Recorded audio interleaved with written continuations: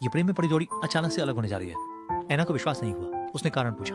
Karl ने कहा कि वह जाने वाला है और कभी वापस नहीं आएगा। ऐना ने कहा कि वह उसके साथ जा सकती है, वो सिर्फ उसके साथ रहना चाहती है, कार्ल के बिना वो जीवित नहीं रह पाएगी। लेकिन फिर भी कार्ल ने मना कर दिया।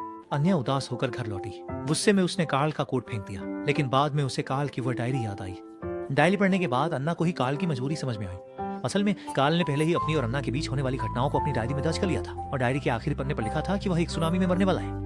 उसकी भविष्यवाणी कभी गलत नहीं हुई। वो आशा करता है कि अन्ना सच में भविष्यवाणी के अनुसार लंबी उम्र जी सके, तो वह निश्चित रूप से मर जाएगा। वो चाहता था कि सब कुछ भविष्यवाणी के अनुसार ही हो, इसलिए उसने उसे छोड़ने का फैसला किया। और दूसरी तरफ कार्ल ने अपने गुरु को ढूंढा और जो कुछ भी हुआ था उसे बताया। उन्होंने कहा कि भविष्यवाणी 100% सही नहीं होती। हमेशा 1% लोग ऐसे होते हैं जो भविष्यवाणी पर विश्वास नहीं करते, विरोध करने का निर्णय लेते हैं और इस तरह अपनी किस्मत बदलते हैं। वो चाहता है कि कानून 1% लोगों में से एक बने। 事事也正如预言一般，第二天，叔叔就带来了好消息，说已经找到了治愈安娜的方法，这反而让安娜如坠钉脚。इसके बाद कार्ल ने अन्ना से अंतिम विदाई ली। जाने से पहले उन्होंने अपनी आखिरी डांस का वादा पूरा किया और उस रात अन्ना ने कार्ल के विरोध के बावजूद खुद को उसे समर्पित कर दिया। कार्ल के जाने के बाद अन्ना ने हाथ पर हाथ धरे बैठने का विकल्प नहीं चुना। वह कार्ल की भविष्यवाणी को तोड़ना चाहती, इसलिए वह अकेले गाड़ी चलाकर सीधे समुद्र तट की ओर चली गई, ये साबित करने के लिए कि कार्ल की भविष्यवाणी गलत है। इस तरह अन्ना को बचाने के लिए भेजा गया, परंतु उसमें जीवित रहने की कोई इच्छा नहीं थी, जिससे डॉक्टर असहाय हो गए। चाचा ने तुरंत कार्ल से संपर्क किया।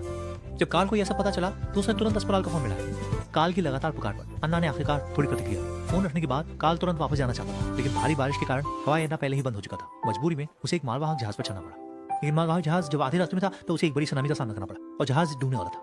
कार्ल जब लाइफ बोट में उतर रहा था तब समुद्र की लहरों ने उसे बहा दिया और उसके सिर पर चोट लगने से वह बेहोश हो गया। लेकिन किसी तरह कार्ल को ऐसा लगा जैसे उसने अन्ना की पुकार सुनी हो और फिर न जाने कहां से ताकत पाकर वह समुद्र की सतह पर पहुंच गया। सब कुछ शांत हो जाने के बाद अन्ना सफलतापूर्वक ऑपरेशन थिएटर से बाहर आ गई और गलियारे के दूसरी ओर कार्ल फिर से चोटों से भरा अन्ना के सामने प्रकट हुआ, लेकिन इस बार उनके पास बचने की खुशी थी। उन्होंने आखिरकार भाग्य की बेड़ियों को तोड़ दिया और उन 1% लोगों में शामिल हो गए